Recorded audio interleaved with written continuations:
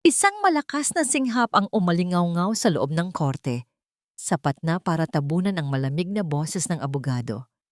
Pero hindi yun ang narinig ni Hana.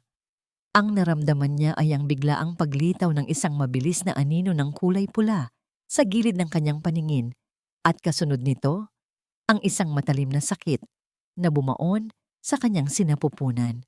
Isang sakit na hindi niya pa naramdaman kailanman. Ang baby ko. Automatikong napahawak siya sa kanyang umbok na tiyan habang ang kanyang katawan ay bumagsak sa malamig at matigas na sahig na gawa sa marmol. Dahan-dahang gumuho ang mundo sa kanyang paligid. Ang mga tunog ay naging mahina at malayo at ang tanging malinaw lang ay ang malakas na pagkabog ng kanyang puso sa kanyang tainga. Sa gitna ng kaguluhan ng mga sigaw ng mga gwardiya at ng pagkatarantang boses ni Judge Hayes, isang mukha lang ang hinanap ng kanyang mga mata. Ang mukha ng kanyang asawa, ang lalaking pinangakuan niyang mamahalin habang buhay. Nakatayo si Grant Donovan sa hindi kalayuan, perpekto pa rin ang tindig sa loob ng kanyang mamahaling suit. Walang bakas ng gulat, walang bahid ng pag-aalala. Tanging malamig at blangkong mga mata lamang ang nakatitig sa kanya na para bang isa lamang siyang dumi sa sahig na kailangang walisin. At sa sandaling iyon, mas naramdaman ni Hana ang sakit ng katotohanan iyon kaysa sa sipa na tumama sa kanya. Ilang minuto lang ang nakalipas, ang tanging hiling niya lang ay katahimikan. Nakaupo siya sa silya ng testigo, ang kanyang mga kamay ay nanginginig sa ibabaw ng kanyang tiyan. Ang bawat salitang lumalabas sa bibig ng abogado ni Grant ay parang maliliit na karayom na tumutusok sa kanyang balat. Mrs. Donovan, sabi ng lalaking nakasalamin, ang boses ay puno ng pagkutya. Sinasabi ninyo na ang dahilan ng inyong hiling na magdiborsyo ay irreconcilable differences. Pero hindi ba't ang totoo ay dahil sa inyong emotional instability? Napayo ko si Hana. Hindi po totoo yan. Hindi totoo? Tumawa ang abogado. Hindi ba't nagkaroon kayo ng maraming insidente ng pagwawala sa inyong tahanan? Pagbabasag ng mga gamit? Pagsisigaw sa aking kliyente ng walang dahilan? Mga kasinungalingan. Lahat ay mga binaluktot na katotohanan. Ang mga pagkakataong yon ay ang mga panahong ipinagtatanggol niya ang kanyang sarili mula sa mga masasakit na salita ni Grant. Tumingin siya kay Grant, umaasang makakita ng kahit kaunting awa. Pero wala. Nakaupo ito na parang isang hari sa kanyang trono. May isang bahagyang nakangiti sa kanyang mga labi. Sa tabi niya, nakaupo si Bella Hart, ang kanyang magandang sekretarya at kabit, na nakasuot ng isang pulang damit na hapit sa katawan. Nakita ni Hana ang ginawa ni Grant. Isang simpleng sulyap lang kay Bella. Isang halos hindi mahahalata na pagtango. Isang senyas. At hindi ba't sinaktan ninyo ang inyong sarili sa ilang pagkakataon para lang makuha ang atensyon ni Mr. Donovan? Pagpapatuloy ng abogado. Hindi. Malakas na sagot ni Hana, hindi na napigilan ng sarili. Siya ang nananakit sa akin. Palagi niya akong sinasabihan na wala akong kwenta, na isang pagkakamali ang lahat. Objection, Your Honor. Hearsay. Sustained, sabi ni Judge Hayes. Ang kanyang boses ay pagod. Mrs. Donovan, sumagot lang po sa tanong. Pero sa mga sandaling iyon, ang galit at sakit ay bumulwak na sa puso ni Hana. Tumingin siya ng diretso kay Grant. Bakit mo ginagawa to, Grant? Ang gusto ko lang naman ay lumayo ng payapa para sa anak natin. Ngumisi si Grant. Anak ko, pagdidiin niya. At sisiguraduhin kong hindi siya lalaki sa isang inang baliw na katulad mo. Iyon na ang huling salitang narinig niya bago ang aninong pula ay sumugod papalapit sa kanya. Si Bella Hart, nag-aapoy sa galit ang mga mata nito.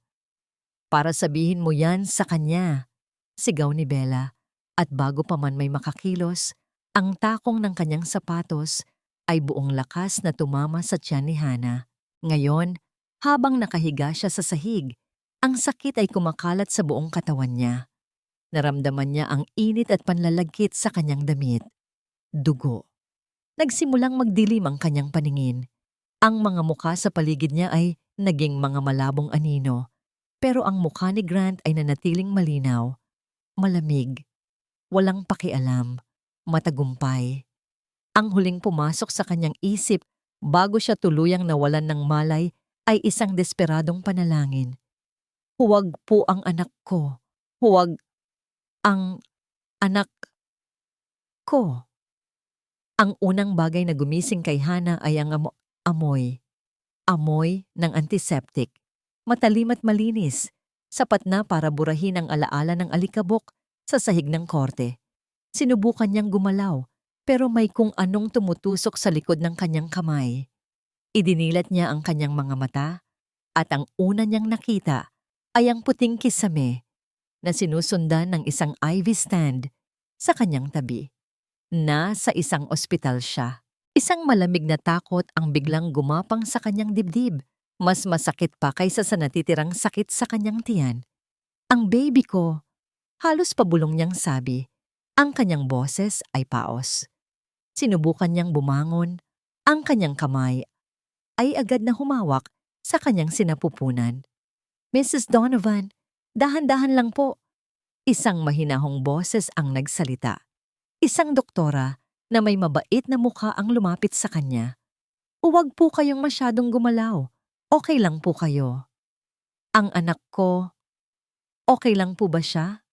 Tanong ni Hana. Ang mga luha ay nagsimulang mamuo sa kanyang mga mata. Ito lang ang mahalaga. Wala nang iba. Ngumiti ang doktora. He's a little fighter, just like his mom. Stable ang heartbeat niya. Pero kailangan ka naming i-monitor ng mabuti. Kailangan mo ng maraming pahinga. You went through a terrible shock. Sa utos ng doktora, isang nurse ang nagdala ng isang maliit na makina sa tabi ng kama. Naramdaman ni Hana ang malamig na gel sa kanyang balat. At kasunod nito, isang tunog ang pumuno sa tahimik na kwarto. Dab-dab, dab-dab, dab-dab. Ang malakas at mabilis na tibok ng puso ng kanyang anak.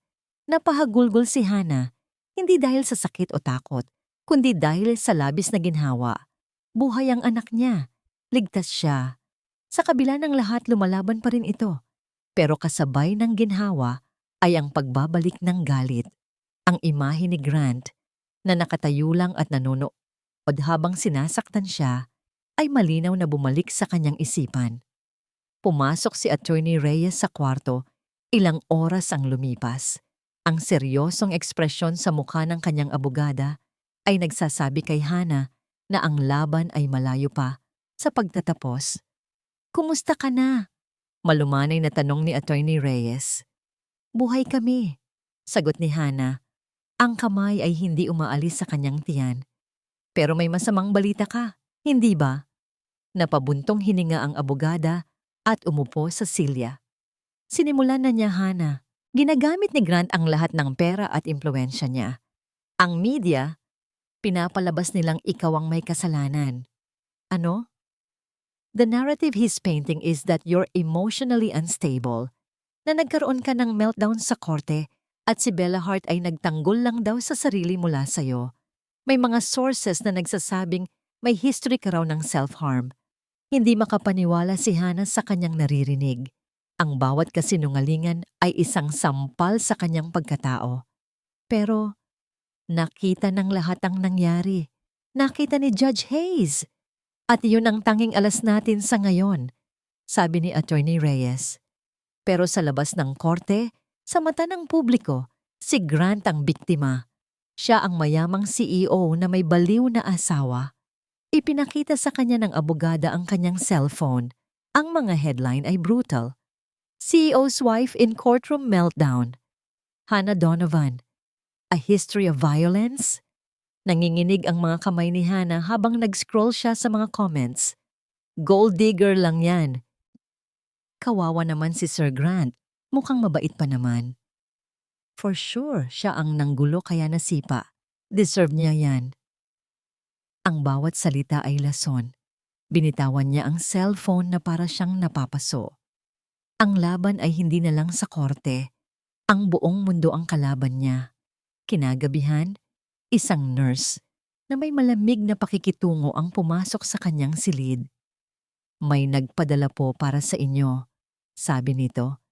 Inilapag ang isang malaking bouquet ng mga puting lilis sa kanyang mesa bago mabilis na umalis. Walang card. Nagtaka si Hana. Sino ang magpapadala sa kanya ng bulaklak? Maingat siyang bumangon at dahan-dahang lumapit sa mga bulaklak. Magaganda ang mga ito, pero may dala silang kakaibang lamig. Sinuri niya ang pagitan ng mga bulaklak, umaasang makakita ng kahit isang maliit na piraso ng papel. At nakita niya ito. Isang maliit na papel na nakatupi, nakasiksik sa gitna ng mga bulaklak.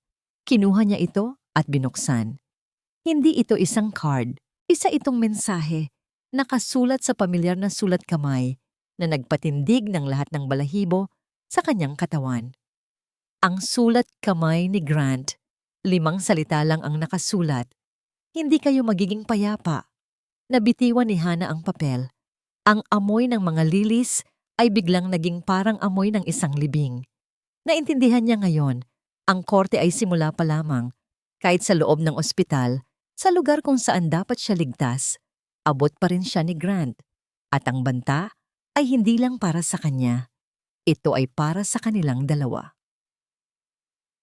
Tapos na ang kaguluhan. Nalinisan na ang sahig na nabahira ng dugo. Natahimik na ang mga bulungan at sigawan sa loob ng kanyang hukuman. Ngunit para kay Judge Samuel Hayes, ang imahe ng nangyari ay paulit-ulit na naglalaro sa kanyang isipan na parang isang sirang plaka. Ang anino ng kulay pula, ang takong ng sapatos, ang pagbagsak ng isang buntis na babae. Nakaupo siyang mag-isa sa kanyang madilim na chamber. Ilang oras matapos, isuspinde ang paglilitis. Ang tanging ilaw ay nagmumula sa isang maliit na lamp sa kanyang malaking mesa na gawa sa mahogany. Sa harap niya ay ang case file ng Donovan versus Donovan, pero hindi ang mga nakasulat na salita ang kanyang tinitingnan. Ang nakikita niya ay ang mga mata ni Hannah Miller sa huling sandali bago ito bumagsak. Mayroong takot doon, oo. Pero mayroon ding isang uri ng pagod at kalungkutan na parang pamilyar sa kanya. Isang kalungkutan na matagal na niyang kilala. Sa loob ng 30 taon bilang isang hukom, nakakita na siya ng lahat ng uri ng kasamaan at trahedya. Pero iba ito. May kung anong personal sa nangyari kanina. Isang bagay na kumurot sa isang parte ng kanyang puso na akala niya ay matagal nang manhid. Hindi niya mapigilan ang sarili. Binuklat niya ang mga dokumento, hindi bilang isang hukom na naghahanap ng ebidensya, kundi bilang isang taong naghahanap ng kasagutan. Una niyang tiningnan ang profile ni Grant Donovan, isang bilyonaryong henyo sa teknolohiya. Malinis ang record, maraming donasyon sa mga charity, pero sa likod ng perpektong imahe, may nababasa siyang lamig at pagiging kalkulado. Nakarating siya sa bahagi tungkol sa pagkamatay ng pangalawang asawa ni Grant, si Amelia Reyes. Accidental death due to a hiking incident. Masyadong simple, masyadong malinis. Tiningnan niya ang petsa. 5 taon na ang nakalipas, 1 taon bago nito pakasalan si Hannah. May kung anong hindi tama, pero hindi niya maiturok kung ano. Isinara niya ang folder ni Grant at binuksan ang kay Hannah. Hannah Miller, isang dating guro sa elementarya. Ulila na sa mga magulang. Lumaki sa isang malayong probinsya sa pangangalaga ng kanyang tiyahin matapos mamatay ang mga magulang sa isang car accident noong sanggol pa lamang siya. Isang simpleng buhay, isang ordinaryong babae na napasok sa mundo ng isang makapangyarihang lalaki. Binabasa niya ang mga personal na detalye at doon, isang pangalan ang tumalon mula sa pahina at tila sumampal sa kanya. Name: Hannah Elizabeth Miller. Elizabeth. Biglang nanikip ang dibdib ni Judge Hayes. Ang hangin sa kanyang paligid ay tila naubos. Nanginginig ang kanyang mga kamay habang dahan-dahan niyang binuksan ang isang maliit na drawer sa kanyang mesa. Mula roon, kinuha niya ang isang luma at medyo kupas ng litrato. Isang litrato ng isang masayang batang babae na may malalaking brown na mata at isang nangiting nagpapakita ng dalawang bungi sa harap. Ang kanyang anak na babae, ang kanyang nawawalang anak. 25 taon na ang nakalipas sa isang madulas na kalsada sa ilalim ng ulan. Nawala sa kanya ang lahat. Ang kanyang asawa, namatay sa mismong lugar ng aksidente. At ang kanilang 5 taong gulang na anak na babae, nawala. Sinabi ng pamilya ng kanyang asawa na kinuha nila ito para alagaan habang siya ay nagluluksa. Pero pagkatapos ng libing na wala na sila, naglaho na parang bula. Dala-dala ang nag-iisang yaman niya sa buhay. Hinanap niya sila sa loob ng maraming taon pero nabigo siya. Ang pangalan ng kanyang anak ay Elizabeth. Tiningnan niya ang litrato sa kanyang kamay at pagkatapos ay ang pangalan sa dokumento. Hannah Elizabeth Miller. Hindi pwede, sabi niya sa sarili. Isang malaking pagkakataon lang to. Maraming Elizabeth sa mundo. Pero ang pakiramdam, ang koneksyon na naramdaman niya kanina sa korte, ang lungkot sa mga mata ni Hannah, hindi niya ito maaaring baliwalain. Kinuha niya ang kanyang cellphone, nanginginig pa rin ang mga daliri, at nagdial ng isang numero na matagal na niyang hindi tinatawagan. Sumagot ito sa pangatlong ring. "Dave?" Sabi ni Judge Hayes. Ang kanyang boses ay garalgal at puno ng isang emosyon na matagal na niyang hindi nararamdaman. Pag-asa. "Si Sam ito. Kailangan ko ng tulong mo." Tumingin siyang muli sa litrato ng kanyang anak at pagkatapos ay sa pangalan sa papel. "Elizabeth!" Bulong niya sa hangin. Hindi kaya? 2 araw. 2 araw na si Hannah ay nakakulong sa puting silidang ng ospital na ang tanging kasama ay ang tunog ng tibok ng puso ng kanyang anak mula sa monitor at ang mga kasinungalingan na walang tigil na ipinapakita sa telebisyon. Ang banta ni Grant ay nakatatak sa kanyang isipan. Hindi kayo magiging payapa. Hindi iyon isang simpleng pananakot. Iyon ay isang pangako. At tinutupad ito ni Grant. Bawat ilang oras, may panibagong eksperto na lumalabas sa TV para pag-usapan ang kanyang volatile personality. May mga kaibigan daw siyang lumabas para sabihing palagi siyang emosyonal. Ang bawat balita ay isa na namang pako na ibinabaon sa kanyang reputasyon. Noong unang araw, umiyak lang siya. Naramdaman niya ang bigat ng kawalan ng pag-asa. Paano niya lalabanan ang isang taong kayang bilhin ng katotohanan? Pero sa ikalawang araw, habang pinapanood niya ang isang psychologist na hindi pa niya nakikita kailanman na sinusuri ang kanyang pagkatao sa national television, ang kanyang mga luha ay natuyo. Ang kalungkutan ay napalitan ng isang bagay na mas matigas at mas mainit. Galit. Isang malamig at tahimik na galit na gumapang sa kanyang buong pagkatao. Hindi na siya papayag na tapak-tapakan. Hindi na siya ang Hannah na mananahimik na lang sa isang sulok habang sinisira siya. Dati, kaya niyang tiisin ang lahat para sa sarili niya. Pero ngayon, mayroon na siyang ipinaglalaban, ang kanyang anak. Tumunog ang kanyang cellphone. Isang unknown number. Alam na niya kung sino ito pero sinagot pa rin niya. "Hello?" Walang nagsalita sa kabilang linya. Tanging isang mahinang paghinga lamang ang kanyang naririnig. "Grant?" tanong niya. Isang malamig na tawa ang kanyang narinig. "Gusto ko lang malaman kung nag-i-enjoy ka ba sa panonood," sabi ng boses. "Ang galing ng actress na gumanap bilang dati mong high school best friend, hindi ba?" She almost cried on cue.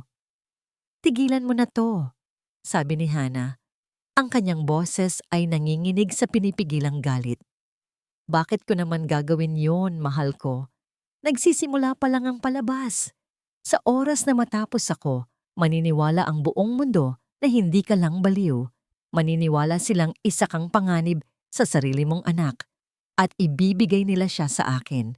Doon na naputo lang tawag, napatingin si Hana sa labas ng bintana. May nakita siyang isang itim na kotse na nakaparada sa tapat ng ospital. Alam niyang binabantayan siya. Ang pakiramdam na palagi siyang pinagmamasdan ay mas nakakatakot kaysa sa anumang sigaw. Pero sa halip na matakot, naging malinaw ang lahat sa kanyang isipan. Ang takot ang sandata ni Grant. At sa araw na ito, nagpasya siyang hindi na siya magpapasindak dito. May isang bagay siyang itinago. Isang bagay na hindi alam ni Grant na meron siya. Ang kanyang nag-iisang sandata. Tumawag siya kay Attorney Reyes. Attorney, kailangan nating magkita. Ngayon na, may ibibigay ako sa'yo. Pagdating ng abogada, nakahanda na si Hana. Itinuro niya ang isang luma at medyo sira-sirang maleta sa ilalim ng kanyang kama na dinala ng isang kaibigan mula sa dati nilang bahay. Nandyan sa loob, sa ilalim ng mga damit, may isang sikretong bulsa. Sabi ni Hana. Kinuha ni Attorney Reyes ang maleta at binuksan ito. Sa ilalim ng ilang mga damit, nakita niya ang isang maliit na hiwa sa lining. Mula roon, maingat niyang inilabas ang isang maliit at itim na leather-bound na notebook. Isang talaarawan. Ano to? Tanong ng abogada. Ang katotohanan, sagot ni Hana. Sinimulan ko yang isulat isang taon na ang nakalipas. Bawat insulto, bawat pagbabanta, bawat pagkakataong itinulak niya ako o hinawakan ng mahigpit. Itinala ko ang mga petsa, ang mga oras, ang mga sinabi niya. Akala ko, para lang sa sarili ko, para ipaalala sa sarili ko na hindi ako ang nababaliw. Binuklat ni Attorney Reyes ang talaarawan. Ang bawat pahina ay puno ng sulat kamay ni Hana. Minsan ay maayos, minsan ay garalgal na, para bang isinulat habang umiiyak. October 12, sinabi niyang, ang suot kong damit ay parang damit ng katulong. Ipinahubad niya ito sa akin at sinunog sa fireplace. December 25, Pasko, ibinato niya ang regalo ko sa kanya dahil cheap daw. Umiyak ako buong gabi sa guest room. March 3, nalaman kong buntis ako. Nang sabihin ko sa kanya, ang una niyang tanong ay, sigurado ka bang sa akin yan?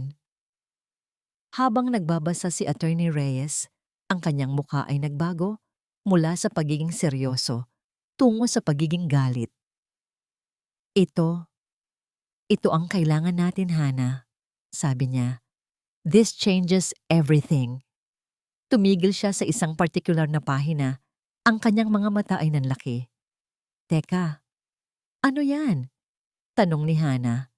Dahan-dahang binasa ni Attorney Reyes ang mga salita ng malakas. Ang kanyang boses ay halos pabulong sa pagkamangha. June 17. Lasing na naman siya ngayong gabi. Nag-away kami. Paulit-ulit niyang sinasabi ang pangalan ni Amelia. Sinabi niyang maswerte daw ako dahil hindi ako kasing palaban ni Amelia. She got what she deserved, sabi niya. Paulit-ulit. She got what she deserved. Nagkatinginan ang dalawang babae. Ang malamig na kwarto ng ospital ay biglang napuno ng isang mabigat na katahimikan.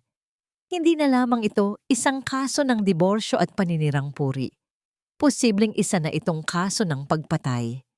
Ang hangin sa loob ng korte ay mas mabigat at mas malamig kaysa dati. Sa kabila ng payo ng kanyang mga doktor, iginiit ni Hana na dumalo sa emergency hearing na hiniling ni Attorney Reyes. Nakaupo siya ngayon, hindi na sa witness stand, kundi sa tabi ng kanyang abogada. Bawat paghinga niya ay may kasamang bahagyang sakit, isang paalala sa nangyari sa mismong lugar na ito.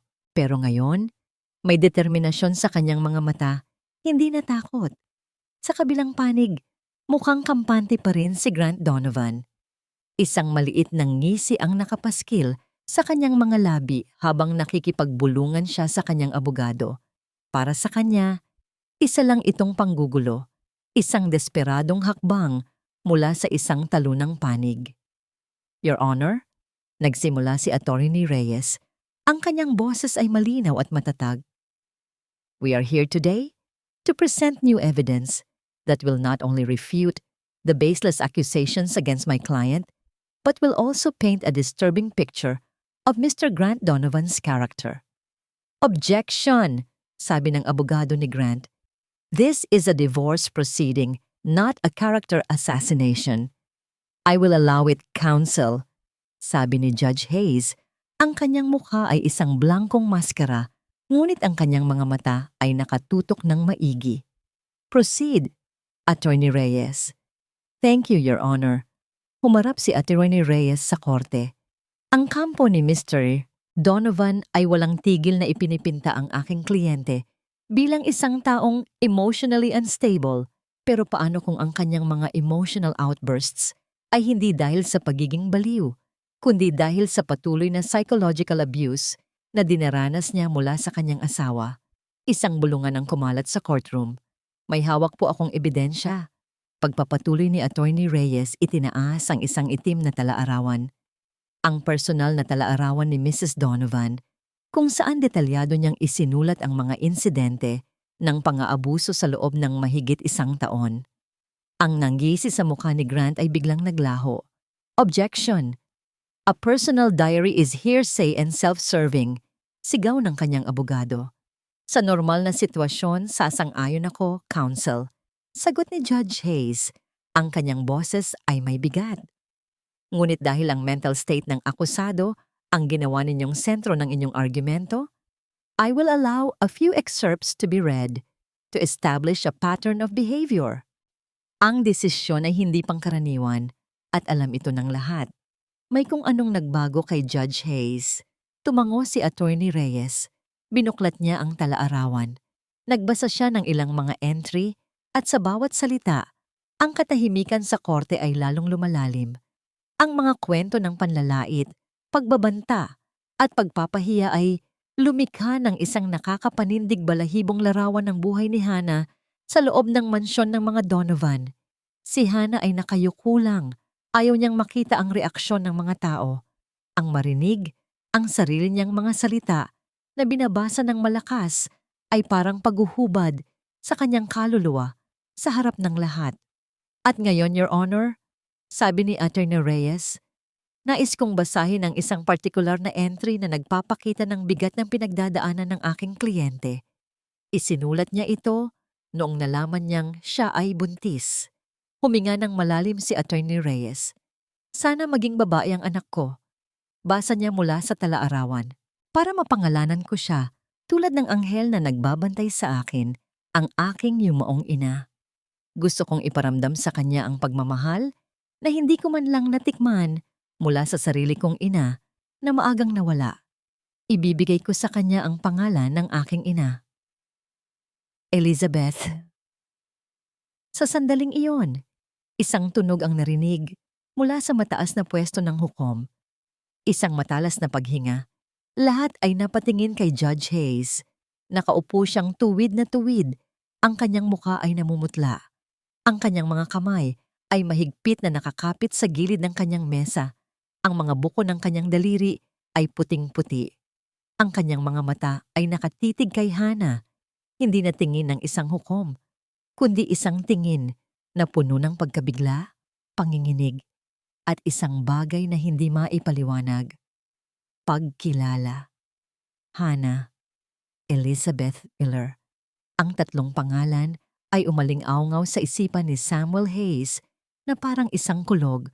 Ang pangalan ng kanyang ina, ang pangalan ng kanyang nawawalang anak. Hindi na ito isang pagkakataon lamang. Naramdaman ni Hannah ang titig ng hukom. Nag-angat siya ng tingin at nagtama ang kanilang mga mata. Sa unang pagkakataon, nakita niya ang nasa likod ng itim na roba. Nakita niya ang isang lalaking nasasaktan. Hindi niya naintindihan kung bakit. Your Honor, are you all right? Tanong ng abogado ni Grant. Tila nagising si Judge Hayes mula sa isang panaginip. Mariin siyang pumikit at huminga ng malalim para pakalmahin ang sarili.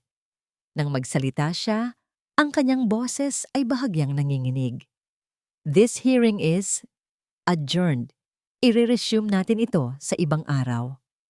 Mabilis siyang tumayo at sa isang kilos na hindi pangkaraniwan para sa kanya, mabilis siya nang lumabas ng courtroom patungo sa kanyang chamber.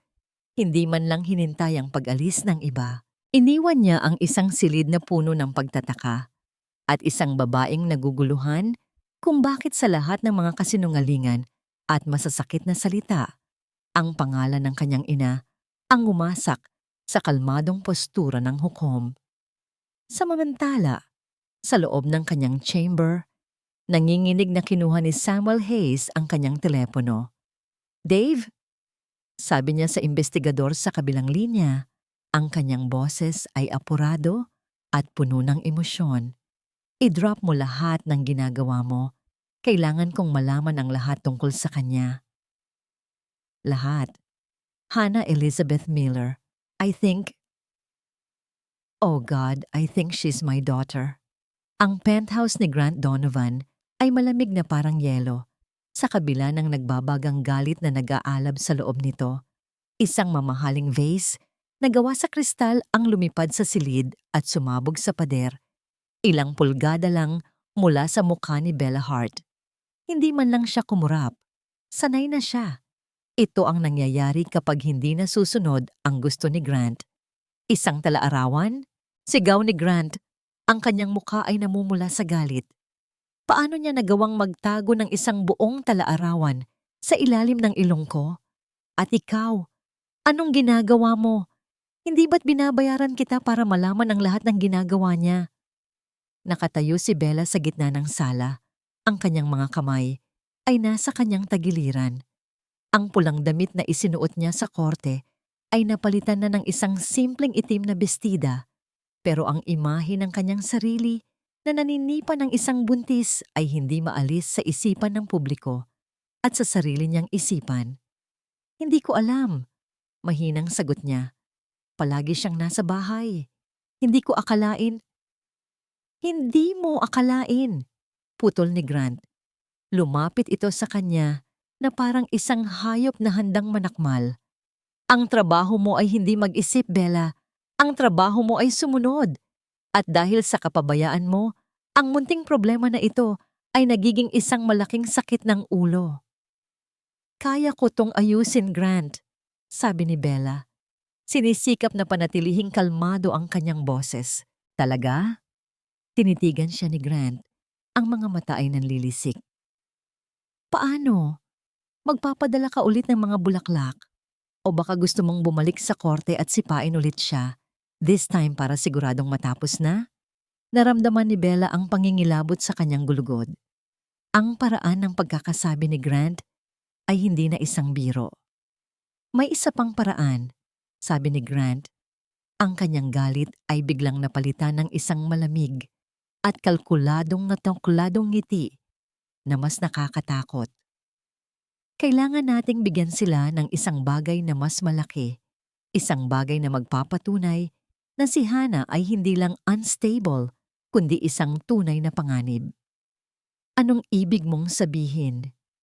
Lumakad si Grant papunta sa bintana at tumingin sa mga ilaw ng syudad sa ibaba.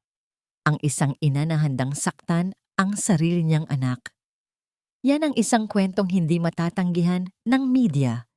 Hindi naintindihan ni Bella. Pero paano natin gagawin yun? Bantay sarado siya sa ospital. Humarap si Grant. Hindi na siya magtatagal doon. At kapag nakalabas na siya, kailangan mo siyang puntahan. Kailangan mong kausapin. "Kausapin? Gawin mo ang kahit anong kailangan," sabi ni Grant. Ang kanyang boses ay naging isang mapanganib na bulong. "Sigawan mo siya. Itulak mo siya. I-provoke mo siya. Siguraduhin mong may makakakita. Siguraduhin mong may makakakuha ng video. Kailangan nating ipakita sa mundo kung sino talaga ang halimaw sa aming dalawa." Sa sandaling iyon, naintindihan ni Bella ang lahat. Gusto ni Grant na gawin siyang Pain ulit. Gusto nitong muli siyang gumawa ng eksena. Isang mas malaking gulo na magiging cover ng lahat ng balita. para matabunan ang issue tungkol sa Tala-Arawan at kay Amelia. At kapag tapos na ang lahat, sino ang magmumukhang masama? Siya. Palaging siya. At kung hindi ko gagawin, lakas loob na tanong ni Bella. Ang ngiti ni Grant ay nawala. Alam mo, ang tatay mo ay malapit nang mag-retire mula sa kumpanya. Sayang naman kung sa huling taon niya sa serbisyo ay bigla siyang masisiyasat para sa isang accounting error na nangyari ilang taon na ang nakalipas. Madaling gumawa ng mga ebidensya, Bella. Alam mo yan? Iyon ang tanikala na nakagapos kay Bella. Isang pagkakamali na ginawa ng kanyang ama para iligtas ang kanilang pamilya mula sa pagkalugi. Isang pagkakamali na natuklasan ni Grant at ginamit bilang blackmail para kontrolin siya. Pero habang nakatitig siya sa walang kaluluwang mga mata ni Grant, isang bagong takot ang pumasok sa kanyang isipan. Paano kung kahit gawin niya ang utos na ito, itutuloy pa rin ni Grant ang banta? Ano ang pipigil sa kanya? Si Grant ay isang ahas na handang manuklaw kahit ang kamay na nagpapakain dito. Alam na niya ngayon, hindi siya kakampi ni Grant. Isa lang siyang kasangkapan na itatapon din kapag hindi na kailangan. Tulad ni Hannah. At marahil, tulad din ni Amelia. Gagawin ko, sabi niya. Ibinaba ang kanyang tingin. Good girl, sabi ni Grant. Hinaplos ang kanyang buhok na para siyang isang alagang aso. Umalis si Bella sa penthouse na yon na may mabigat na dibdib. Ang banta ni Grant ay isang espada na nakatutok sa leeg ng kanyang pamilya. Pero ang utos nito ay isang bangin na tiyak niyang ikakahulog. Pag-uwi niya sa sarili niyang apartment, humarap siya sa salamin. Ang nakita niya ay hindi isang maganda at matagumpay na babae. Ang nakita niya ay isang sunod-sunurang tuta, isang kontrabida sa kwento ng ibang tao. Ayaw na niya. Nanginginig ang mga kamay, binuksan niya ang kanyang laptop. Lumikha siya ng isang bagong email address, isang hindi matutunton sa kanya. Nag-isip siya ng malalim. Ang mga luha ay nagsisimulang dumaloy sa kanyang mga pisngi. Sa to field, maingat niyang tinipa ang isang pangalan. Sa subject field, tinipa niya ang 6 na salita na magpapabago sa lahat. Alam ko ang ginawa ni Grant. Napahinto siya. Ang kanyang daliri ay nag-aalangan sa ibabaw ng send button. Ito na. Walang nang balikan. Ang pagpindot nito ay nangangahulugan ng pagtawid sa isang linya. Ang pagtraidor kay Grant ay maaaring ikapahamak niya. Pero ang pananatili sa tabi nito ay tiyak na kamatayan ng kanyang kaluluwa. Pinikit niya ang kanyang mga mata at iniisip si Hannah. Nakahiga sa sahig, hawak ang kanyang tiyan at pinindot niya ang send. Ang opisina ni Judge Samuel Hayes ay naging isang war room. Ang mga law books ay naisantabi para sa mga lumang folder, mga crime scene photos at mga financial records. Si Dave, ang kanyang pinagkakatiwalaang private investigator, ay nakatayo sa harap ng isang malaking whiteboard kung saan ang mga pangalan ni Grant, Hannah at Amelia ay konektado ng mga linya at mga tandang pananong. May nakuha ako, Sam, sabi ni Dave. Ang kanyang boses ay seryoso. Hindi ito maganda. Itinuro niya ang isang dokumento. Ilang linggo bago siya maaksidente, si Amelia Reyes ay 2 beses na nakipagkita sa isang abogado. Hindi isang divorce lawyer, isang forensic accountant, isang eksperto sa paghahanap ng mga nakatagong pera at corporate fraud. Kaya pala, bulong ni Judge Hayes, may natuklasan siya. Isang bagay na handang ipagpatay ni Grant para lang maitago. At meron pa, sabi ni Dave, inilapag ang isang malaking brown envelope sa mesa. Pinuntahan ko ang luma at malamig na file ng kaso ni Amelia. Karamihan ay mga standard na police reports. Pero sa ilalim ng lahat, nakita ko ito. Isang listahan ng mga personal na gamit na suot niya noong araw na yon, na isinuli sa kanyang pamilya. Binuksan ni Judge Hayes ang envelope. Sa loob ay may ilang mga litrato. Ang una ay larawan ng isang hiking boot. Ang pangalawa ay isang relo. At ang pangatlo ay isang litrato ng isang kwintas. Nanigas si Judge Hayes. Ang tibok ng kanyang puso ay tila huminto. Isang silver na kwintas na may pendant na hugis sunflower. Ang disenyo ay detalyado at kakaiba. Isang disenyo na hinding-hindi niya malilimutan. Ang tawag nila dito ay Sunflower Medallion. Sabi ni Dave, hindi napapansin ang biglaang pamumutla ni Judge Hayes. Medyo kakaiba ang itsura, mukhang antigo. Hindi makapagsalita si Judge Hayes. Dahan-dahan na para bang isang matanda.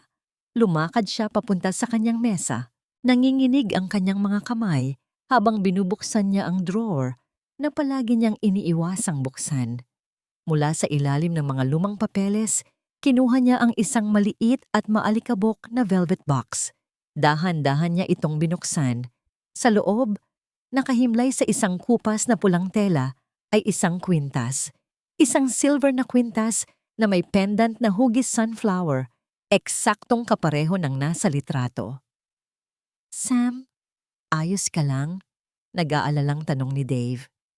Ito, sabi ni Judge Hayes, ang kanyang boses ay garalgal at halos hindi marinig. Ito ang regalo ko sa asawa ko nung unang anibersaryo namin. Ako mismo ang nagpadisenyo nito. Isa lang ang ginawa. Napatingin si Dave mula sa kwintas sa kamay ni Judge Hayes patungo sa litrato. Teka, paanong... Ang asawa ko, meron siyang paboritong pinsan. Siya na lang daw ang natitirang pamilya niya. Bago kami ikasal, ibinigay ng asawa ko ang kwintas na ito sa kanya bilang isang pangako na kahit magkahiwalay sila ng landas, palagi silang magiging konektado. Tumingin si Judge Hayes kay Dave. Ang kanyang mga mata ay puno ng isang sakit na hindi kayang ilarawan. Dave, ang pangalan ng pinsan ng asawa ko ay Amelia.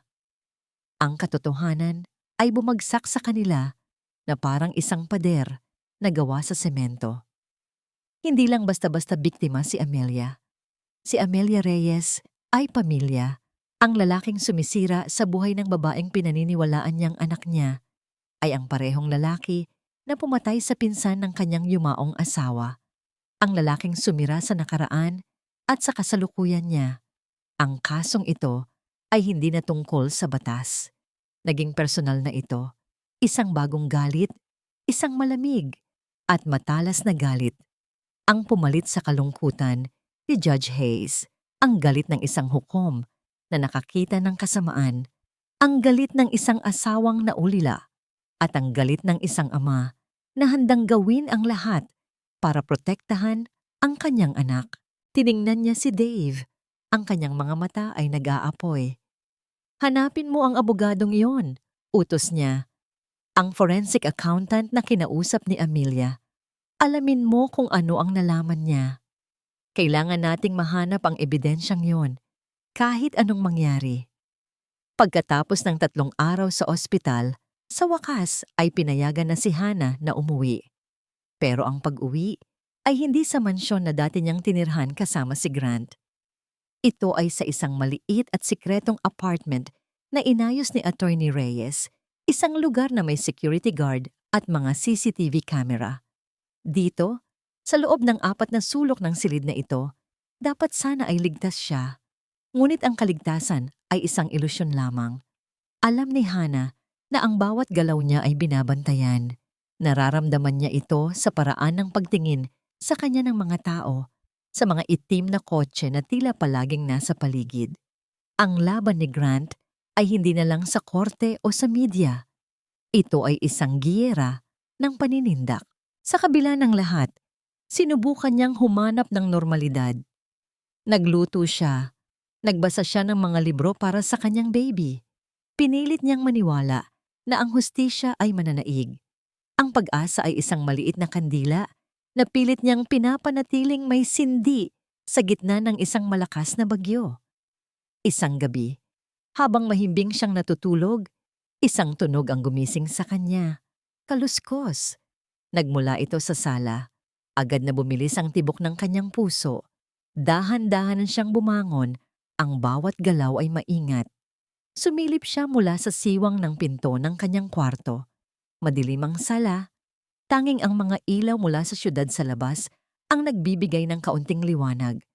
Wala siyang makitang tao. Baka guni-guni ko lang, sabi niya sa sarili. Masyado lang akong ninenerbiyos. Babalik na sana siya sa kama nang may marinig siyang isa pang tunog. Isang tunog ng nabasag na salamin, pero mahina na para bang sinadyang gawin. Hindi na ito guni-guni. May tao sa loob ng apartment. Ang kanyang unang naisip ay ang kanyang anak. Kailangan niyang protektahan ito. Kinuha niya ang kanyang cellphone mula sa bedside table para tumawag ng pulis, pero bago pa man niya ito magawa, isang malakas na kalabog ang yumanig sa pinto ng kanyang apartment. Police! Open up! Nagulat si Hannah. Police? Paanong? Kasunod nito, ang pinto ay sa pilitang binuksan.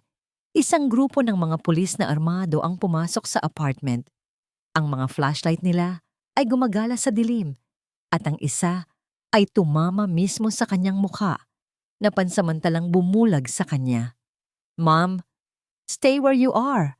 Don't move. Sigaw ng isang pulis.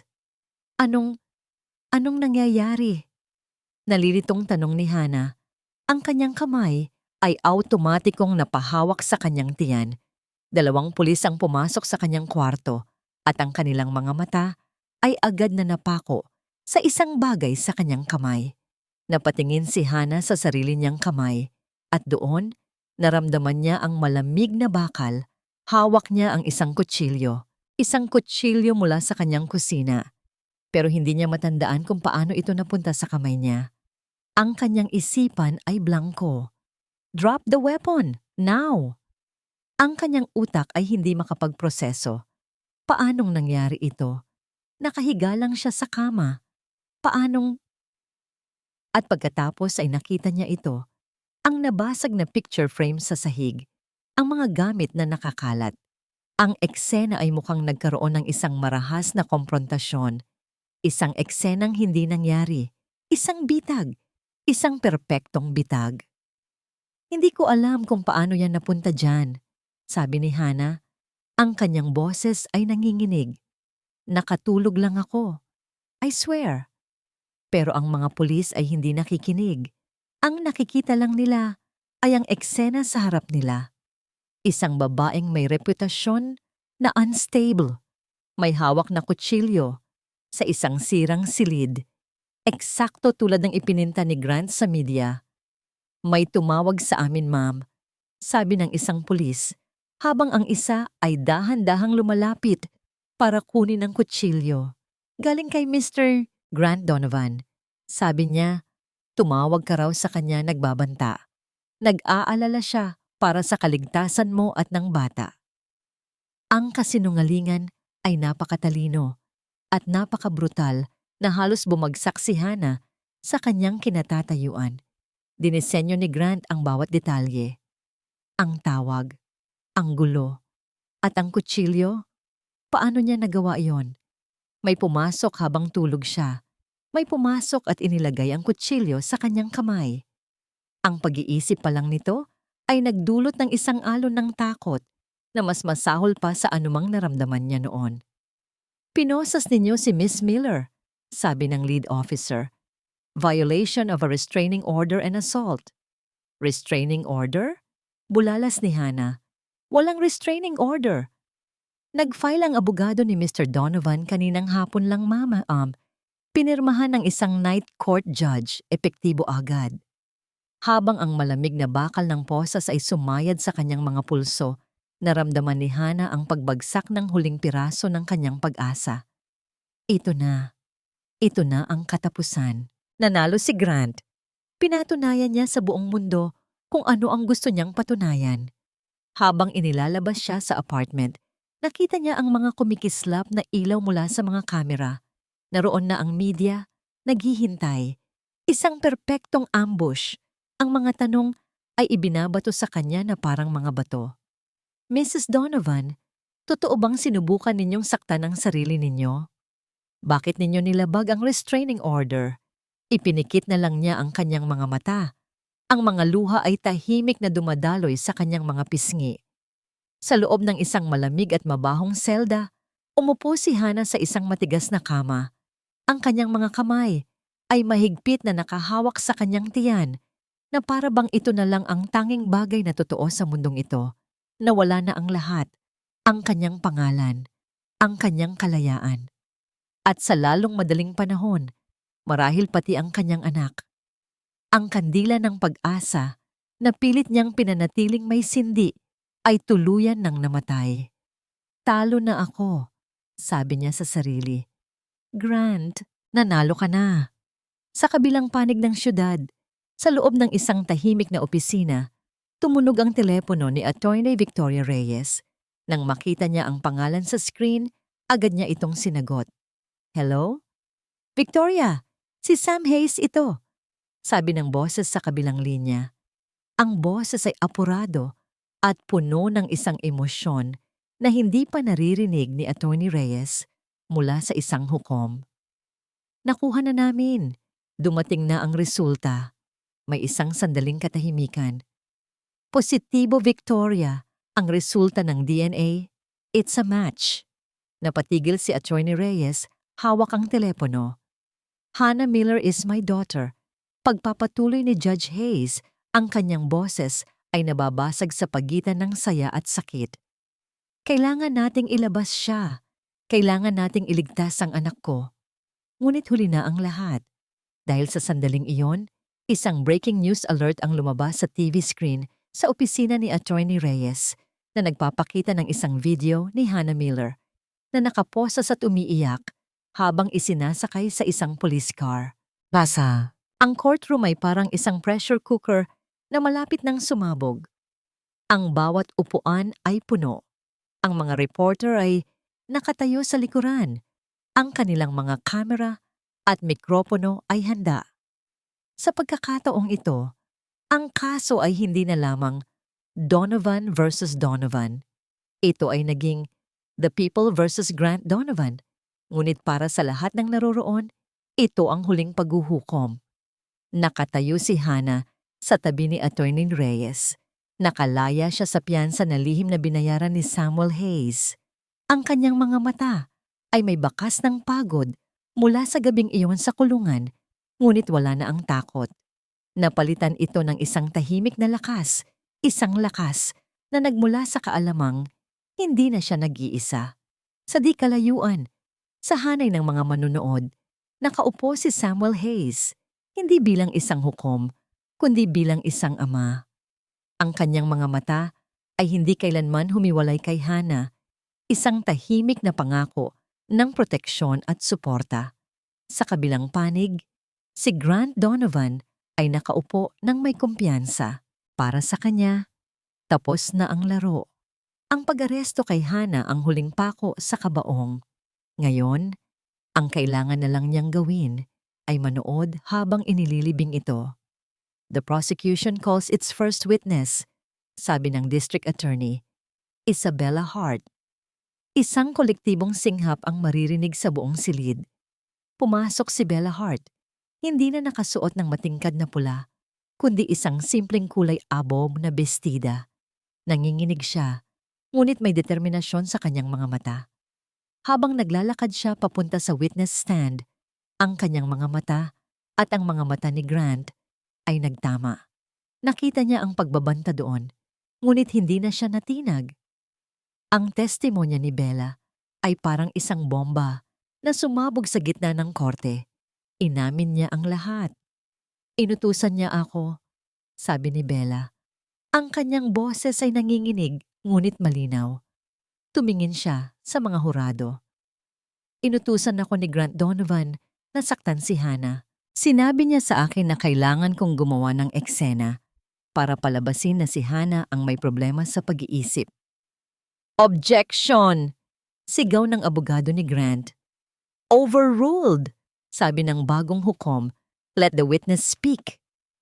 Hindi lang yun. Pagpapatuloy ni Bella, ang mga luha ay dumadaloy na ngayon sa kanyang mga pisngi. Ilang taon niya na akong kinokontrol. May hawak siyang impormasyon laban sa pamilya ko. Pinilit niya akong maging kabit niya, gawin ang lahat ng marurumi niyang utos. At nang magsimulang magsalita si Hana tungkol kay Amelia, doon na siya tuluyang nataranta. Ano ang sinabi niya tungkol kay Amelia Reyes? Tanong ng prosecutor. Sinabi niya sa akin na aksidente rin ang mangyayari kay Hana kung hindi siya tatahimik, sagot ni Bella. Tulad ng nangyari kay Amelia. Kaguluhan ang sumunod. Nagmartilyo ang hukom para sa kaayusan. Ngunit ang pinakamalaking pasabog ay hindi pa dumarating. Your Honor, sabi ni Attorney ni Reyes tumatayo. Bilang abogado ni Miss Hannah Miller, mayroon kaming ebidensya na direktang mag-uugnay sa pagkamatay ni Amelia Reyes kay Mr. Donovan. Ipinakita sa korte ang mga dokumento mula sa forensic accountant na kinausap ni Amelia. Mga ebidensya ng malawakang pandaraya sa kumpanya ni Grant, mga perang inilipat sa mga offshore accounts, isang motibo para sa pagpatay, at pagkatapos, ang huling piraso. Ipinakita sa isang malaking screen ang dalawang larawan. Sa kaliwa, ang crime scene photo ng sunflower medallion na suot ni Amelia. Sa kanan, isang lumang litrato ng isang masayang mag-asawa. Ang babae ay suot ang isang kwintas. Ang lalaki sa tabi niya ay isang mas batang Samuel Hayes. Ang kwintas na suot ni Amelia Reyes nung araw na siya ay namatay ay isang family heirloom ng pamilya Hayes. Sabi ni Attorney Reyes, ang kanyang boses ay umaaling-awngaw. Ipinasa mula kay Elizabeth Hayes sa kanyang pinsan na si Amelia Reyes isang bagay na hindi malalaman ng sinuman, maliban sa pamilya at marahil maliban sa taong sa pilitang kumuha nito mula sa leeg ng biktima bago niya ito itulak sa bangin. Doon na gumuho ang mundo ni Grant Donovan. Ang kanyang mukha ay nawalan ng kulay. Ang kanyang kumpiyansa ay biglang naglaho, napalitan ng purong takot. Tumingin siya sa mga hurado, pagkatapos ay sa hukom, naghahanap ng isang taong kakampi sa kanya. Pero wala na. Ang huling tiningnan niya ay si Hana. Nakatayo ito ng tuwid, hindi na biktima, kundi isang mandirigmang nakaligtas. Sa likod niya, nakatayo ang kanyang ama, isang hukom, isang anino ng hustisya. Ang dalawang taong sinubukan niyang wasakin ay ang dalawang taong magpapabagsak sa kanya. This is ridiculous. Lies. Lahat yan kasinungalingan. Sigaw ni Grant, biglang tumayo. Pero huli na ang lahat. Ang mga gwardya ay lumapit na sa kanya. Ang tunog ng posas na isinasara sa kanyang mga pulso ay ang pinakamatamis na tunog na narinig ni Hana sa loob ng mahabang panahon. Habang inilalabas si Grant sa courtroom, patuloy siyang sumisigaw. Hindi pa tayo tapos, Hana. Hindi pa tayo tapos. Nang magsara ang mabigat na pinto sa likuran niya, isang nakabibinging katahimikan ang pumuno sa silid. Pagkatapos, isang hikbi. Nagkatinginan si Hana at si Samuel. Dahan-dahan, lumakad si Samuel palapit sa kanya. Sa harap ng lahat ng tao, sa loob ng korte kung saan ang batas ang naghahari, niyakap niya ang kanyang anak sa unang pagkakataon. Naramdaman ni Hana ang init at kaligtasan sa yakap na yon, isang bagay na matagal na niyang hinahanap. Umiyak siya, hindi na dahil sa sakit o takot, kundi dahil sa ginhawa. Tapos na. Sa wakas, tapos na ang lahat. Lumipas ang 6 na buwan. Ang taglaga sa Seattle ay nagbigay daan sa isang malamig, ngunit maliwanag na taglamig. Ang mga balita tungkol kay Grant Donovan ay unti-unti nang nawala sa mga headline, napalitan ng ibang mga iskandalo at istorya. Nahatulan siya ng habambuhay na pagkabilanggo nang walang posibilidad ng parole para sa pagpatay kay Amelia Reyes at sa maraming kaso ng pandaraya. Ang kanyang imperyo ay gumuho. Ang kanyang pangalan ay naging isang babala. Para kay Hana, ang katahimikan ay isang biyayang matagal niyang hindi natikman. Nakatayo siya ngayon sa harap ng isang simpleng puntod na natatakpan ng kaunting nyebe. Nakaukit sa lapida ang pangalan ng kanyang ina, Elizabeth Miller. "Hi, Ma!" Bulong ni Hana. Ang kanyang hininga ay nagiging singaw sa malamig na hangin. Inilapag niya ang isang bouquet ng mga puting rosas sa paanan ng puntod. "Sorry kung ngayon lang ako nakadalaw ulit. Naging magulo ang lahat." Naramdaman niya ang isang mainit na kamay sa kanyang balikat. Sa tabi niya ay nakatayo si Samuel Hayes. Hindi suot ang kanyang itim na roba, kundi isang makapal na itim na coat. "Siguradong naiintindihan ka niya," sabi ni Samuel. Ang kanyang boses ay malumanay. Tumingin siya sa puntod. "Elizabeth, patawarin mo ako. Patawarin mo ako kung natagalan bago ko sila natagpuan." "Hindi niyo po kasalanan," sagot ni Hana, sumandal ng bahagya sa kanyang ama. Ang salitang papa ay medyo bago pa sa kanyang dila, ngunit sa bawat araw, ito ay nagiging mas natural. Ang mahalaga, nagkita na tayo. Magkahawak kamay silang tumayo roon ng ilang sandali.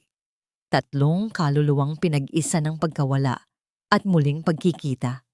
Isang pagsara sa isang kabanatang puno ng sakit at isang pagbubukas sa isang bago.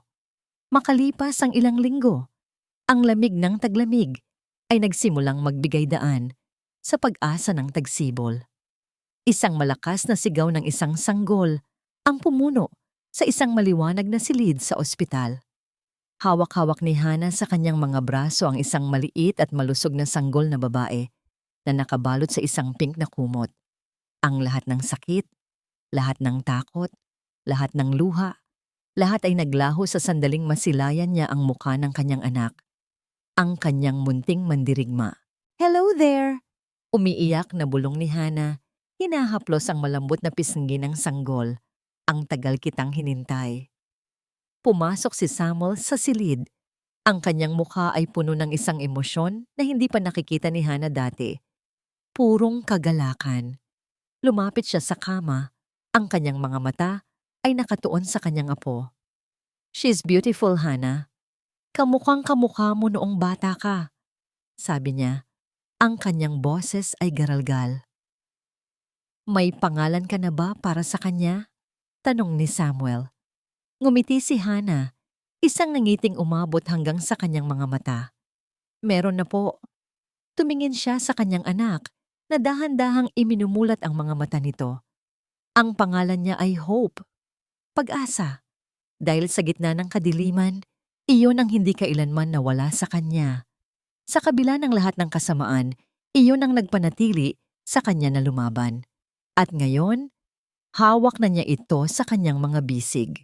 Sa huling eksena, si Hana ay nakaupo sa isang rocking chair sa tabi ng bintana ng kanyang bago at maliwanag na bahay. Ang bahay ay hindi malaki o magarbo, ngunit ito ay puno ng init at pagmamahal. Karga niya si Hope na mahimbing na natutulog sa kanyang dibdib.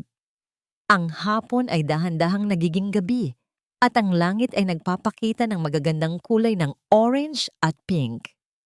Pumasok si Samuel sa silid. May dalang 2 tasa ng mainit na tsa. Inabot niya ang isa kay Hana at umupo sa isang silya sa tapat niya. Tahimik na pinagmamasdan ang kanyang mag-ina. Wala nang kailangang sabihin. Ang katahimikan sa pagitan nila ay puno ng lahat ng mga salitang hindi nila nasabi sa loob ng 25 taon.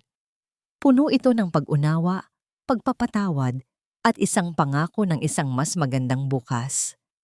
Tumingin si Hana mula sa natutulog na mukha ng kanyang anak, patungo sa mapagmahal na mga mata ng kanyang ama, at pagkatapos ay sa papalubog na araw sa labas ng bintana. Ito ay hindi isang fairy tale ending. Ang mga pilat ng nakaraan ay mananatili. Ngunit sa unang pagkakataon sa loob ng mahabang panahon, naramdaman ni Hana na siya ay buo.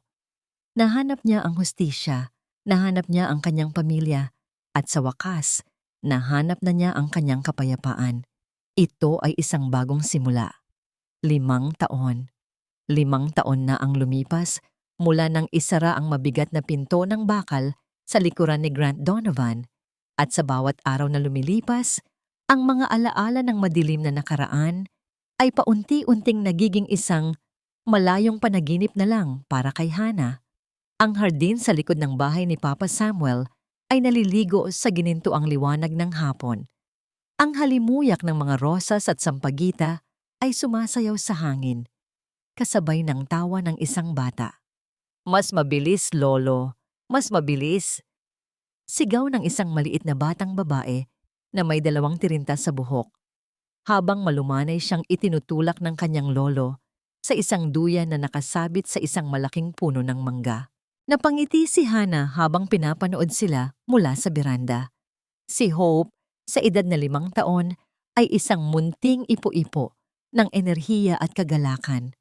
Mayroon siyang mga mata ng kanyang ina, ngunit mayroon siyang espiritu na hindi pa kailanman nakakilala ng takot. Dahan-dahan lang, Sam, sabi ni Hana na may kasamang tawa.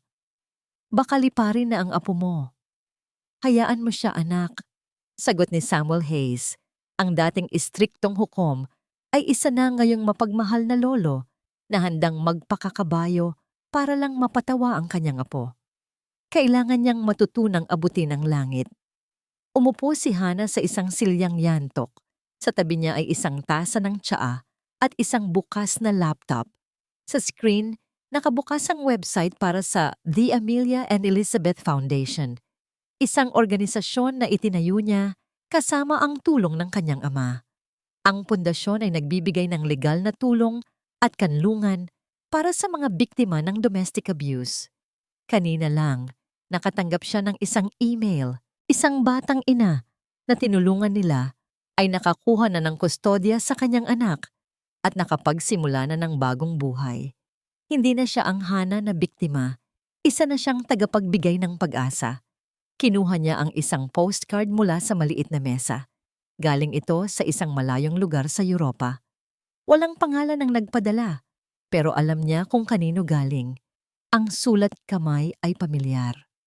Sana ay nasa mabuti kang kalagayan, nakasulat dito. Dito, natagpuan ko na ang kapayapaan. Salamat sa pagbibigay sa akin ng pangalawang pagkakataon para itama ang mga pagkakamali ko. Napangiti si Hana. Si Bella Hart, narinig niya sa balita na pagkatapos tumestigo, binigyan ito ng immunity at isang bagong pagkakakilanlan. Natutuwa siyang nahanap na rin nito ang sariling kapayapaan. Mama, tignan mo! Sigaw ni Hope. Tumatakbo papalapit sa kanya. May hawak itong isang maliit na bulaklak na sunflower na pinitas nito mula sa hardin. Para sa'yo. Inabot ni Hana ang bulaklak at inilagay ito sa kanyang buhok. Thank you, my love. It's beautiful. Lumapit si Hope at niyakap ang kanyang binti. I love you, Mama. I love you more, my little Hope. Sagot ni Hana. Hinahaplos ang buhok ng kanyang anak.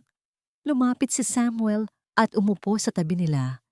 Pinapanood ang 2 pinakamahalagang tao sa kanyang buhay. Ang mga taon ng kalungkutan at pangungulila ay napalitan na ng mga tawanan sa hardin at mga yakap sa dapit hapon.